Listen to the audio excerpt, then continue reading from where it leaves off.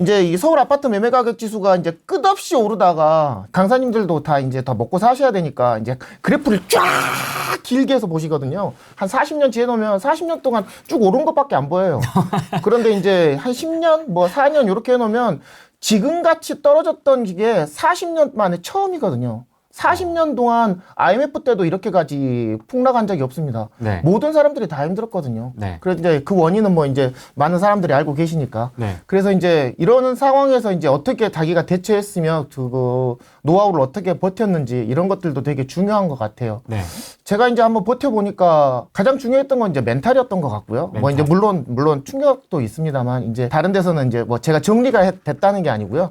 이제 정리가 됐다는 게 아니고 이제 받아들이는 이제 입장이 된 것 같아서 네. 한번 공개를 해드리려고 합니다. 좀 짚고 넘어가려고 하는데요. 네. 건야빠님 뭐 하고 살았어요?라고 이제 물어보시는 분들이 많아요. 아, 이제 궁금하다. 그런 거 봤는데 뭐 역전세도 맞았고요, 대출 이자 뭐 3% 내던 거 8%까지 냈고 뭐 수익률도 급락했고요, 뭐 미분양 잔금도 있었고 미분양 있었던 것도 있었고 뭐 그런 것들도 다 겪은도 겪었습니다만 네. 가장 저를 크게 힘들게 했던 것들이 이제 크게 세 가지가 있는데 그 중에서 이제 한 가지가 터졌어요. 정말 크게 터진 게 하나 있었거든요. 개인적으로 이제 고시원 사업을 하다가도 이제 수익형 사업으로도 넘어가 봤고요. 신도시 분양상가 하지 말라는 것들 다 해봤습니다. 뭐 그러네요. 분양상가. 지산도 해봤고요. 아이고 뭐 그것도 분양 지산상가 입주장이 있던 것들 뭐 그런 것들도 해봤고요. 뭐 오. 그런데 이제 그런 것들은 이제 제 체력 안에서 해서 다 해결이 다 가능했던 것 같고요. 가장 크게 했던 것이 이제 제주 펜션 사업이었던 것 같아요. 아, 예. 제 제주 펜션 사업을 한다고 이제 그러니까 그때 당시에는 방향성이 맞았어요. 이제 이런 주거 사업보다는 이제 이렇게 수익형 사업 그리고 이제 금리 사업 그리고 이런 현금 쪽으로 이제 창출할 수 있는 이제 버틸 수 있는 유동성 자금으로 투자를 하는 게 맞았거든요. 그래서 방향은 참 잘 맞았던 것 같아요. 잘 봤던 것 같아요. 그런데 제 그릇은 아니었던 것 같아요. 그래서 개인적으로 이곳에서 큰 손해를 많이 봤습니다. 큰 손해를 좀 봤습니다. 이게 제주 펜션 사업을 한다고 이제 제주도에다가 땅을 샀어요. 땅을 사는데 이제 한 3억 들었고요. 그 다음에 이제 제주도 땅을 사가지고 이게 이제 제 땅이거든요. 이게 보시면 이제 거기다가 이제 제주 농가주택에다가 이제 레트로가 이제 항시 유행을 하다 보니까 이런 땅에다가 펜션을 지어서 거기다 이제 수익 사업을 하겠다고 하는 게 이제 저의 목표였던 거죠. 그래서 거기다가 대놓고 이제 이걸 대수선이라고 하는데 리모델링으로 한 3억을 꼬라박았습니다. 오, 3억을? 그리고 그런데 뭐든지 반전이 있겠죠. 그래서 여기다가 이제 3억을 주고 이제 그 배수선을 하려고 이제 리모델링을 했는데 소위 먹튀 사건이 발생을 합니다. 인테리어. 네. 상당히 충격이 컸어요. 그래가지고 이런 3억이 이제 한 번에 날아가 버리는 사건이 발생을 합니다. 진짜요? 그래가지고 이제 그 3억을 또 해결을 하느라고 또 이제 뭐 변호사도 사고 뭐 이제 이자도 빼고 이제 사채 끌어 쓴 것도 이제 이렇게 그 브릿지 자금이라고 하거든요. 그래가지고 이제 그런 자금들도 해결을 하느라고 한 1억을 또 더 꼬라박았어요. 그래가지고 총 제주도에다가 이제 제가 현금으로 이제 박은 돈이 이제 7억이거든요. 정말 타격이 크더라고요. 그래서 제가 잃은 돈은 이제 액면가는 3억이지만 제가 이제 전체 손실을 본 돈은 7억이거든요.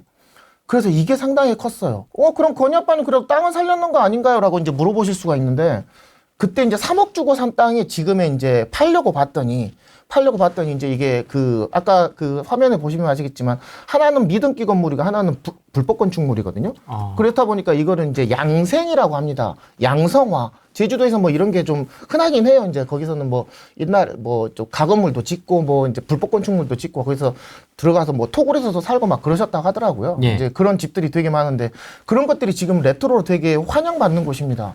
입지는 최고예요. 입지는 최고예요. 관광지의 최고입니다. 정말로. 제가 봐도 뭐 관광타운에서 좋게 될 곳이지만 지금 가격으로 봤더니 그래도 1억 5천밖에 안 나오더라고요. 그러니까 왜 이렇게 떨어진 거예요?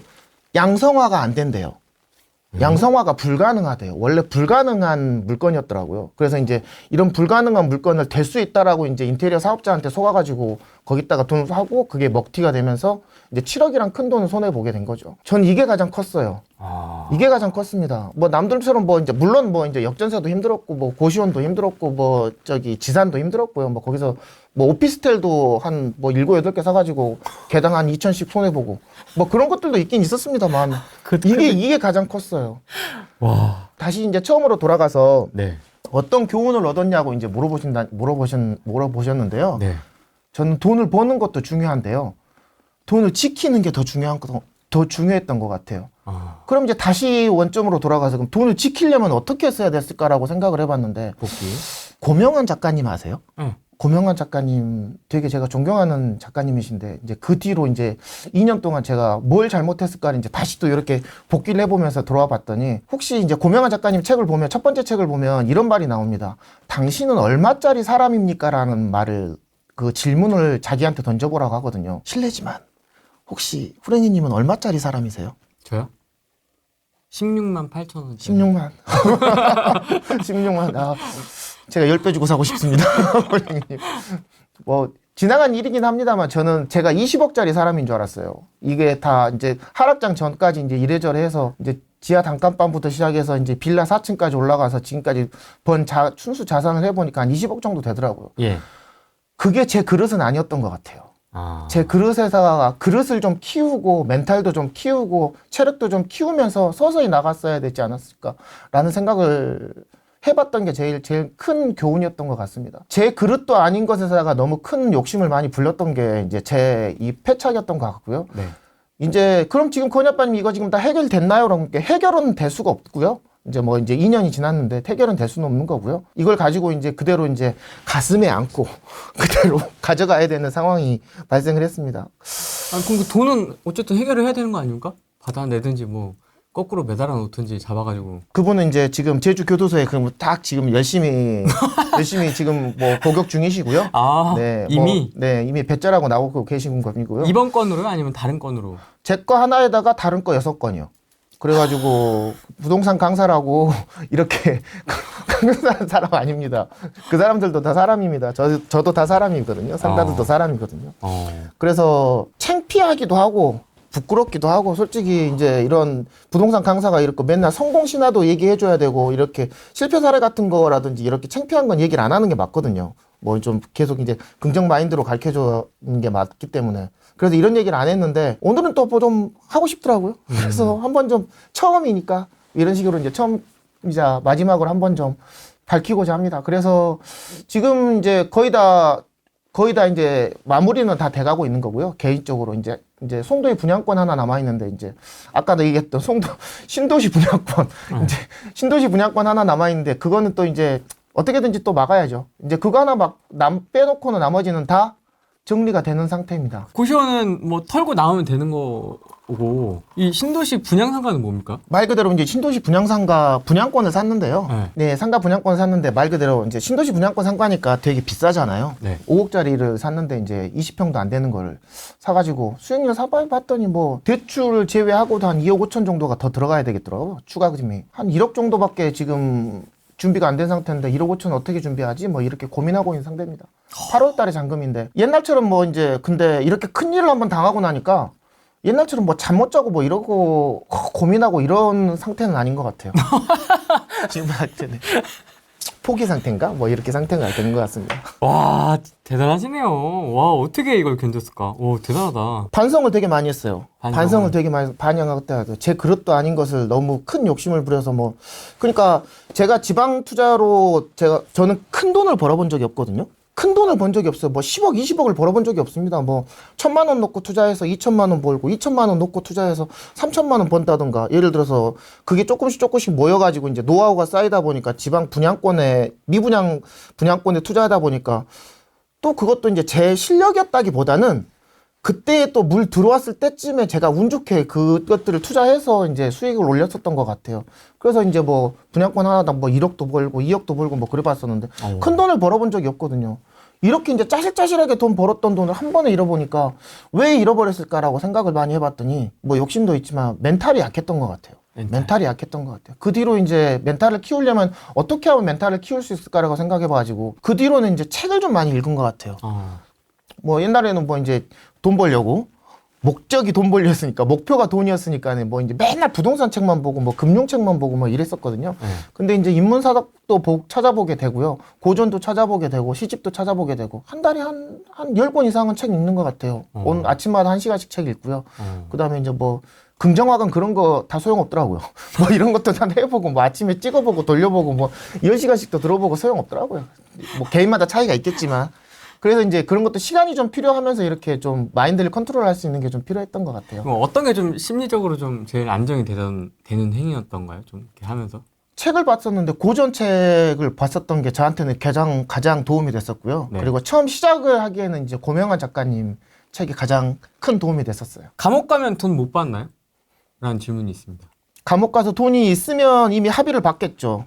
근데 합의를 안 보고 이제 몸으로 때우겠다고 하면 이제 받을 방법은 없는 것 같아요. 그래서 제일 처음에 이것도 좀 이렇게 시간 끌어도 되나? 할 말 많은데? 괜찮습니다. 네. 우리나라 법이 좀 그래요. 그래서 예를 들어서 1,000만 원어치 사기를 치면 한 6개월에서 1년 정도의 실형이 나옵니다. 근데 10억 정도의 사기를 치면 3억 정도 사기를 쳤다 손 치죠. 그러면 한 3년 정도가 나와요. 네. 100억을 사기를 치면 10억, 예를 들어서, 그러니까 지금 그거 전세 사기랑 비슷하다고 보시면 돼요. 그래 봤자 7년에서 8년이에요. 그러니까 몸으로 떼고 나오면 되는 거죠. 예를 들어서 뭐 100억짜리 전세 사기를 친 사람하고 1,000억짜리 이제 코인 사기를 친 사람하고 같이 이제 깜빵을 갖다서 치면 그 사람은 몇 년 나올 것 같아? 15년 이상 절대 안 나오거든요. 그럼 뭐 한 7년에서 8년 요 정도 나오는 게 우리나라 법이거든요. 그러니까 그냥 버티고 있는 것들이 되게 그 사람 입장에서 좋은 것 같아요. 그래서 제일 처음에는 되게 나쁜 생각도 많이 했었어요. 나도 건달이라 나도 양아치인데 같은 양아치 짓거리도 좀 해볼까 막 그러고 막 나쁜 생각도 많이 들었던 것도 사실이에요. 근데 뭐 나도 처자식 있는데 그럼 되나요? 우리 애들 그렇게. 제일 처음에 얘기 드렸듯이 이제 해결이 돼간다기보다는 그냥 받아들이는 순간이 지금 오고 있는 것 같아요. 사람들이 저 위로를 해줄 때, 제 주위 분들이 위로를 해줄 때 딱 두 가지를 얘기합니다. 그래도 곰빠님은 건물 안 했잖아요. 건물 안 했으니까 건물도 두 가지거든요. 신축 있고 리모델링 있거든요.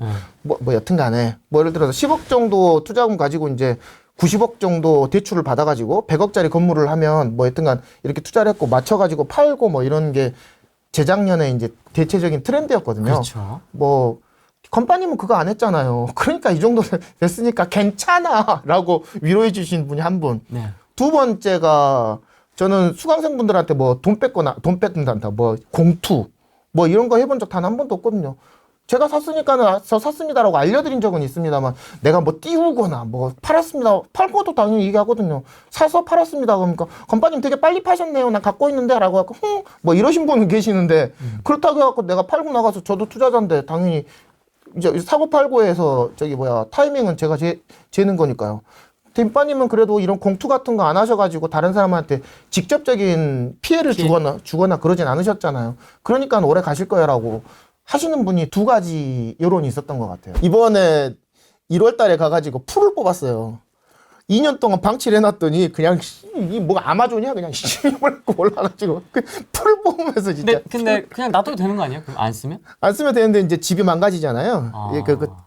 또 옆집한테 또 피해를 주잖아요. 이렇게 그 옆집들은 사는 집들이니까 이렇게 그 실제로 사시는 집들이거든요. 그러니까 정리를 조금씩 해놔야 되거든요. 그래서 한 번 풀을 뽑으면서 집사람하고 둘이서 자기야 이거는 절대 팔지 말자 우리 눈물 난다고. 알았어 내가 자기 이름으로 해줄게. 그러니까 지금 당장 등기소 가자. 다음에 또 한 번 오게 되면 지금보단 약간 더 좋아졌을 상황에서 뵐 수 있을 것 같습니다. 알겠습니다. 잘 수습하시고 또 투자도 또 이어서 또 잘 되시면 한마디 더 하고 싶어요. 예. 여러분 네 여러분 여기 책 보면 저도 지금의 책이 내야 될 때가 아니란 것 정도는 압니다. 그런데 항시 투자는 지금이 가장 중요한 것 같아요. 지금 이때 내가 뭘 해야 될지 뭘 어떻게 해야 될지 그리고 지금 방향성은 어떻게 나가고 있는서 확장해야 될지 뒤게 해야 될지 아니면 서울로 가야 될지 뭐 지방으로 가야 될지 이런 것들에 대해서 많이 적어놨거든요. 그리고 이번 일을 겪으면서 느낀 것이 딱 두 가지가 있는데 책을 보면서 저는 부동산 책밖에 안 읽었거든요. 그런데 이런저런 책들을 많이 뭐 고전도 읽어보고 시집도 읽어보고 뭐 이런 책들도 많이 뭐 마인드 하면서 읽어봤습니다. 책은 지식을 전하는 게 아니고요. 지혜를 전하는 거더라고요. 지식이야 뭐 그냥 유튜브 찾아보고 뭐 GPT-4한테 물어보면 그냥 빙에서 그냥 쫙쫙쫙 올라오는 게 그거잖아요. 그래서 지식보다는 지혜를 전하려고 많이 노력했습니다.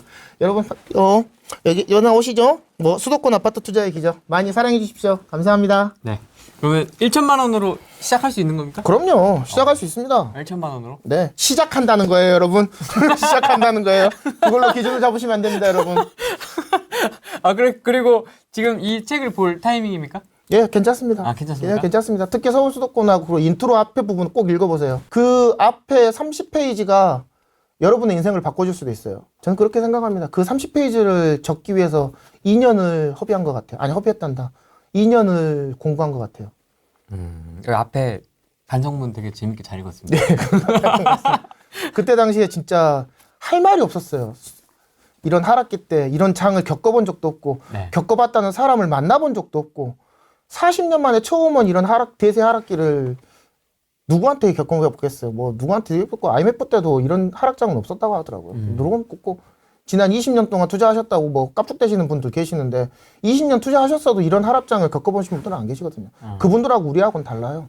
저도 반성했습니다. 그래서 되게 반성 많이 했던 것 같아요. 그러면 지금 24년 5월 달에 이제 시작하는 불인이 분들 위해서 좀 어쨌든 폭등도 겪어보시고 폭락도 겪어보시고 뭐 안 좋은 일도 좀 겪어보시고 하셨는데 끝으로 좀 이렇게 좀 했으면 좋겠다라는 어떤 조언 조언. 해주신다면 불인이 분들에게 이제 제가 조언할 자격이 있을지 잘 모르겠습니다만 그래도 이제 조금 이제 7년차 투자자로서 이제 지혜를 주십시오. 이런 거를 보시면 첫 마디에 나왔었던 이런 게 있는 것 같아요. 아까 뭐 리스크 얘기도 나오고 뭐 감당해야 될 리스크도 흠뻑 나오고 이런 게 나오지만 네. 자기가 얼마짜리 사람인지를 생각해 보셨으면 좋겠습니다. 자기가 얼마짜리 사람, 그게 자기의 그릇이고요. 그 그릇을 넘어가면 분명히 좀 화가 따르게 된다는 게 지금 제가 생각하는 겁니다. 다음 상장이 되더라도 자신의 그릇이 되지 않는 것들은 안 하셨으면 좋겠고 천천히 꾸준히 가셨으면 좋겠습니다. 저도 이제 그렇게 갈 거예요. 그래서 지금도 무리하지 않고요. 현금 계속 쌓아놓고 있고요. 조금씩 대비하고 있는 삶을 지내고 있는 것 같아요. 저는 제가 20억짜리 사람이라고 생각하지만 지금은 2억도 안 되는 사람이라고 생각합니다. 천천히 다시 키워가려는 사람이라고 생각하거든요. 그게 이번 장에서 제가 느꼈던 거고 여러분들도 이 책을 보시면서 그런 것을 많이 느껴보셨으면 감사하겠습니다. 알겠습니다. 오늘은 여기까지 하겠습니다. 고맙습니다. 감사합니다.